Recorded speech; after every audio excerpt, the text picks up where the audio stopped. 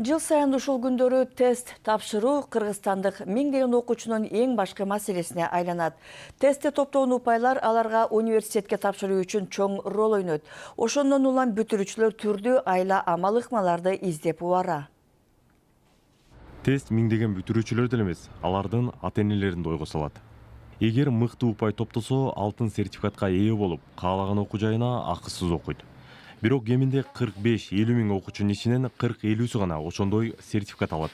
Анын ыкмалары же сырлары барбы дегендер аз эмес. Алыска айылдагы мектепти аяктаган Акмарал учурунда республика боюнча эң көп упай алган. Биринчи эле эмне бул ошол тест тапшыруу күнүнө окуучу мындай өзүн даярдап барыш керек. Жакшы эс алып, жакшы уктап, ошондой эле жакшы тамактанып, жакшы маанай менен барыш керек. Бул эң негизги нерсе. Анан экинчиден бул окуучу өзүн психологиялык жактан жакшы алып жүрүш керек. Мындайча айтканда, болор болбос нерсеге ачууланып, же эмоцияга алдырып, өзүнүн энергиясын ар кандай нерселерге коротпош керек. Көп окуучулар мындай кабыл алып алат да, жалпы республикалык тесттөөлөр биздин тагдырыбызды чечет деп. Жок. Бул тест тагдырды чечпейт. Болгону ошол окуучунун жашоосунда маанилүү эшиктерди ачат да.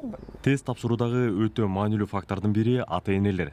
Айрымдар уул кызына алдын ала эскертип, уят кылсаң таарынба, аз упай алып калсаң окубайсың, акысыз окууга өтүшүң керек деген сыяктуу талаптарды кое берет. Алтын сертификат алган Акылай бул туура эмес дейт. Балдарыңыздар өздөрү деле сүрдөп, коркуп жатышса керек, тест кандай болот, кандай жазам деп, сиздер аларга мындай кошумча басым кылбастан, ай сен кандай бала аласың, бизди уят кылба дебестен, тескерисинче мактап балаңыздарды, кыздарыңыздарды, сен абдан акылдуусуң, сен ошол тестирлөөдө жакшы бала аласың, мен сага ишенем, сен кандай бала алсаң дагы биз ар дайым сенин үй бүлөң сени колдойт деп айтышыңыздар керек деп ойлойм.